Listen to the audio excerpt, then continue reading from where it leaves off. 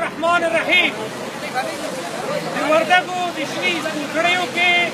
په ننګرهار او کندهار کې د سترو وحشي فرعوني جنایتونو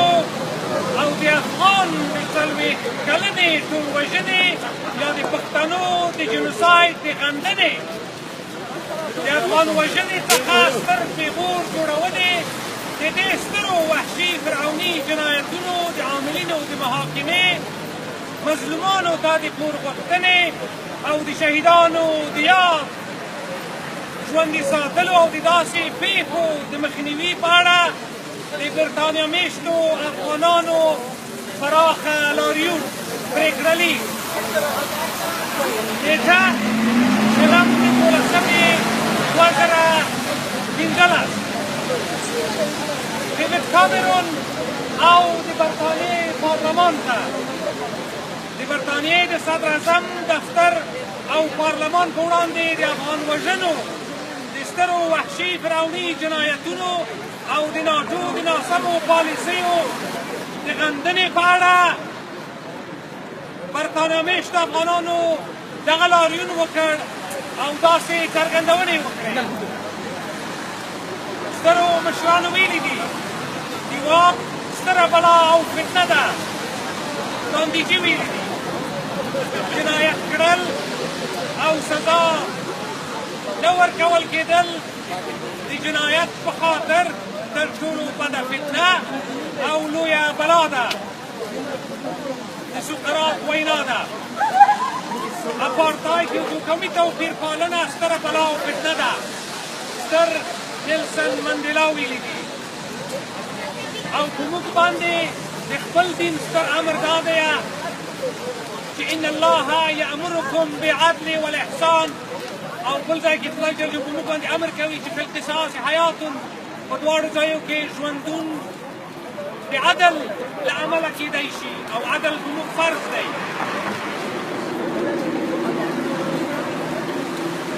د وردګو د شنې سپوږکړیو کې د 12 تنه معصوم پښتانه ماشومان د یو ستر وحشي فرعوني جنایت قربانیان شول دا ستر وحشي فرعوني جنایت د افغان ملي اردو د هغو منصوبینو لخوا ترسره شو چې هغه د سترو وحشي فرعوني جنایت کوونکو لاسپوڅي او پخواني ملیشې او یا هم خپلوان دي او همدا ستر وحشي فرعوني جنایت کوونکي په افغان ولس باندې همدې دیوید کامرون ناټو امریکې او د هندوستان د پارلمان د ولسونو په پیسو او وسلو باندې ملاتړ یې کېږي او پیاوړي کوي یې راته دې 40 کلنې اوږدې جګړې چې په آر او اصل کې د امریکې او روس د ګټو جګړه ده چې امریکې روس پاکستان ایران چین ناټو او عربي هېوادونو هم په نیغه او هم د خپلو ګوډاګیانو په مټ زموږ 2 میلیونو خلکو وژنه ترسره شوه په میلیونونو معیوب کړل په میلیونونو له خپله کوره وشړل او میلیونونو نور د مخدره توکیو ډوب دي کړل چې اوس موږ دا احساس کوو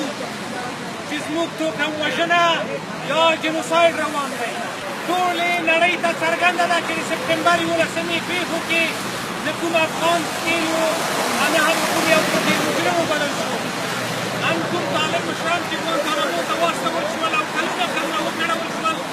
بیا هم د دوی جرم جواح نه شو او بېرته خوشي شول نو اوس پوښتنه دا ده چې امریکې په افغان خاوره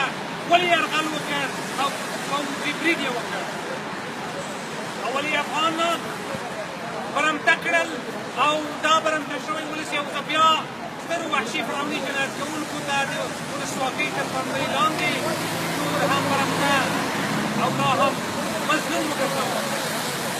د 2011 کال اکتوبر راهیسې د امریکې خاوره او استثماراتو په افغان کلیو ودونو جنازو روغتونونو او عامه ځایونو باندې کومې بمبارۍ کړي دي او اوسنۍ عملیاتو کې کوم ماشومان ناوېګانې زاړه بوډاګان او افغانان وژلي دي په همدې توګه یې سترو وحشي فرعوني جنایت کوونکو لکه دوستم فهیم عطا، واقع قانوني، خلیل عبدالله، ابراهیم سیاف او سلهاو نورو پلید جنایت کوونکو ځان سره ملګري کړل او دوی هم د افغان عام وژنې عاملین دي چې د لیلي دښتې څخه پیل بیا په هر ولایت کې افغانان کړولي دي او د پاکستاني ترهګر پوځ او آیسا او ایران په لارښوونه چې طالب حقاني او ګلبدین ډلو او نن داعش زموږ هېوادپال په ډول ډول وژني او هم د موچي په تار حلال کړي دي دا ټول زموږ ته زموږ د وګم وژنه او د خاورې او خلکو نیواک او کړول ځکه ښکاري هر ځل چې په افغانستان کې په افغان خاوره کې کراري راغلې ده نو یا خو په جنازونو وژنو جنازو او ښځو بمباري شوې ده یا قرآن سوځول شوی یا د افغانانو مړي سوځول شوي یا یې په مړیو داره شوې ده یا په اوسپنې عملیاتو کې ماشومان ناوېګانې او بوډاګان وژل شوي دي او یا هم ستر وحشي ګرامې جنایت کوونکو لکه دوستم محقق عبدالله سیاف شجاعي او بل ستر وحشي فرعوني جنایت کوونکي لکه د وردګو د شنې سپوږمۍ کې په افغان ملي اردو جنایت کوونکو لخوا د افغان وژنې او افغان کړونې جنایتونه ترسره کړي دي موږ پخوا داسې فکر کولو چې دا د مجبوریت ملګرتیاوې او په جګړه کې اشتباهات خو چې د دې سترو وحشي فرعوني جنایتونو کې څلوېښت کلنې په ځانګړې توګه 14 کلنې لړۍ ته ګورو نو دا اشتباه نه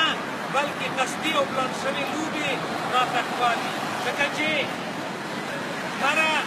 افغان کورنۍ چې د امریکې پوځ استخباراتو یا هم د دوی جنایت کوونکو ملګرو کړولې ده دې کورنۍ ته بیا نه یوازې دا چې هېچا عدالت نه دی ورکړی بلکې نور یې هم کړولې ده او وسلې اخیستو ته یې مجبوره کړې ده چې همدا کړېدلې کورنۍ د پنجابي ترهګر پوځ او استخباراتو په پاکستان کې روزل شوي او بیا بېرته افغانستان ته د افغان عام وژنې لپاره رالېږلې ده چې په دې کې د امریکې او نړۍ هېوادونو بچیان هم وژل شوي جګړه په همدې ډول توده او هم پراخه کړی شوې ده چې نړیوالو په ځانګړې توګه د امریکې او ناتو هېوادونو د پارلمانونو او د دغو مشرانو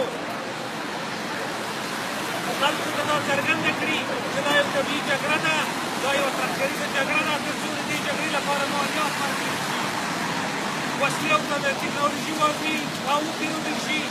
او زړه وسله وکارول شي او د وسلو شرکتونه استخبارات او د مالي او سیاسي ګټه پورته کړي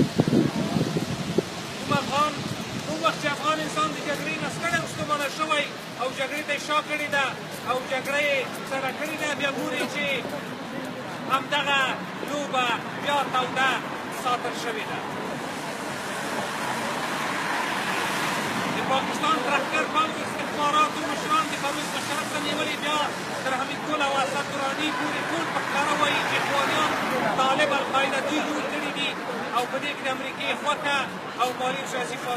پوځي ملاتړ هم ورسره و او د دې پخلی د امریکې او ناټو اسناد ستر پوځي مشران او کارپوهان کوي چې دوی د اخوان طالب القاعدې په پټ هم افغانان په سیاسي او کلتوري کوډرو او سیاسي او کلتوري بسته کړي او هم یې د افغان جنوساید او کابل سوځونې پالیسي په مخ وړي اوس بیا هم فکرونه دا ده چې امریکا او ناټو ولې پاکستان پوځ او آیسای ته د ترهګرۍ پروژې په اړه نه یوازې چې هېڅ هم نه وایي بلکې نورې هم مالي او ټکنالوژي امکاناتو چاغوي او دا نو نوې لویه لوبه نه ده نو څه ده د طالب حقاني او ګلبدین ډلې د پاکستان ترهګر پوځ او آیسای په امر او لارښوونې سره د کابل سوځونې ستراتیژۍ لاندې افغان وژنې ته ادامه ورکوي او همدا نوې لویه لوبه د افغان حکومتونو او د امریکې او ناټو هېوادونو په پیسو وسلو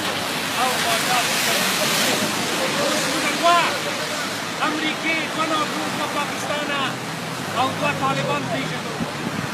یو هغه امریکا ده چې د حملې کروي صادق نه کېدي چې په خپل کور کې لومړیتوب او ظلم ختم کړ چې ګاندهي او مندیلا سره د هندوستان او جنوبي افریقې په خپلواکۍ کې مرسته وکړه او زموږ د ولس سره مرستې ګډې مرستې انساني مرستې د ستایلو او دوام وړ دي او بله امریکا هغه ده چې د افغانانو په ودونو کورونو کلیو روغتونونو جنازو عامه ځایونو باندې بمبارۍ کوي. اوسپنې عملیاتو کې مو ماشومان، ناوېګان او مظلومان او افغانان وژني او افغان ولس یې سترو وحشي فرعوني جنایت کوونکو ته برمته کړی چې همدا ستر وحشي فرعوني جنایت کوونکي د ناټو په فعالي سیاسي او پوځي مټ سره هم افغان ولس باندې ستر وحشي فرعوني جنایتونه ترسره کوي. او ناټو هم همدغسې یوه ناټو ده چې د نلسن منډېلا او خامنه‌ي او د شاهي کرامت ملاتړ کوي او بله د دغه جنایتونو ملاتړ کوي. یو هغه پاکستان دی چې پنجابي انسان خپل ژوند کول غواړي او زما مسلمان ورور او ګاونډی دی، او بل هغه پاکستان دی چې زما کوزه پښتونخوا یې نیولې ده او د ترهګرو پلار او مور ده او د اشرارو او د مذهبکارو سیاسي کلتوري بورډر او تریاکو په مټ دا شپېته کاله زما د کابل او پېښور سوځولو او د پښتنو د جنوساید پالیسي پر مخ یو هغه افغان دی چې د یرغلګرو او پلیت جنایت کوونکو لخوا مظلوم واقع شوی عدم غواړي چې دغه مظلومان او په کلي کور کې اوسېږي خپلې خاورې ولس سره مینه لري او ځینې یرغلګرو سره فکر کوي خو له بده مرغه څوک عدم ونه ورکوي او ټوپک ته یې مجبوره کړی او طالب یې پرې جوړ کړی. هغه اشرار دی او هغه القاعده دی چې د پنجابي ترهګر پوځ او استخباراتو په امر لارښوونه پیسې ګټي پیسو عربانو او پاکستاني استخباراتو او ایران او نورو پیسو وسلې اکمالات ترسره کوي او د افغان وژنې وحشي فرعوني او غدارۍ ترسره کوي. موږ داسې فکر کوو چې نن ورځ د ښکېلاک جنایتونو ملاتړ لکه د ډیورنډ پلیتې کرښې ملاتړ او د پاکستاني ترهګر او فاشیست پوځ ملاتړ د تر ټولو سترې فتنې بلا پلار دی. په مسلمانو باندې د سترو وحشي فرعوني جنایت کوونکو حاکمول د تر ټولو سترې فتنې او بلا کور ده. اوس وروسته له څلوېښتو کلونو تهدیدونو او وژنو یرغلونو او نیواکونو موږ پښتانه دغه پښتانه افغانان داسې احساس کوو چې زموږه جنوساید روان دی او موږ د یو پلیت جنوساید ښکاري. نو اوس موږ له ټوله بشریته پوښتنه کوو چې موږ هغه د افغان وژنې عاملین او ستر وحشي فرعوني جنایت کوونکي که په افغان ملي اردو کې دي چې د امریکا پوځ، ناټو، پاکستاني ترهګر پوځ، ایراني پوځ، عربي استخباراتو کې دي او که ستر وحشي فرعوني جنایت کوونکي لکه رستم عطا، محقق عبدالله او طالب و حقاني الدین او دوی ته ورته جنایت کوونکي دي په کلکو ټکو غندو ځکه چې زموږ ژوند اخلي او زموږ د توکم وژنې او جنوساید عاملین دي او د دوی د افغان وژنې او د افغان کور سوځونې ستر وحشي فرعوني جنایتونه په کلکو ټکو غندو او د دوی محاکمه او د وردګو، ننګرهار، کندهار او خپل لرو بر افغان مظلوم ولس ته کور غواړي. دوهم موږ د امریکې، ناټو او ګاونډیو هېوادونو انساني وجدان باندې غږ کوو په افغانستان کې په سترو وحشي فرعوني جنایت کوونکو لکه دوستم محقق عبدالله او سیاف و عطا و شجاعي باندې او نورو سترو وحشي فرعوني جنایت کوونکو او د پاکستان ترهګر پوځ باندې مالي، سیاسي، پوځي مرستې ودروي او په ځای د افغان کړېدلي ولس سره هغه انساني بشري او پرمختیایي مرستې وکړي چې افغان خلک یې غواړي. نه دا چې داسې مرستې چې د افغان د ژوند په بیه تمامې شي او د افغان توکم وژنې او جنوساید لپاره پرده جوړه شي. په پاکستان او ایران کې د پاکستان ترهګر پوځ او ISI په لاس جوړې شوې د ترهګرۍ اډې ړنګې کړئ او د مخدره موادو کاروبار ودروئ او دغه د پاکستان د پوځ پلید جنایت کوونکي محاکمه کړئ. د ډیورنډ پلیته کرښه ړنګه کړئ او تر څو د افغان وجود بشپړ شي د افغانستان سره پرمختیایي مرستې وکړئ، د افغان ژغورنې چتر ملاتړ وکړئ چې افغان ځوان سیاسي نسل یې جوړوي. موږ خپلو عادلانه او حق پوښتنو ته مثبت ځواب غواړو او زموږ د افغان ژغورنې وجدانی او ایمانی مبارزه به بریالیتوب تر پایه دوام لري. په درنښت په برطانیا کې د افغان خلکو استازي د افغان وژنې د غندلو او د افغان ژغورنې پلو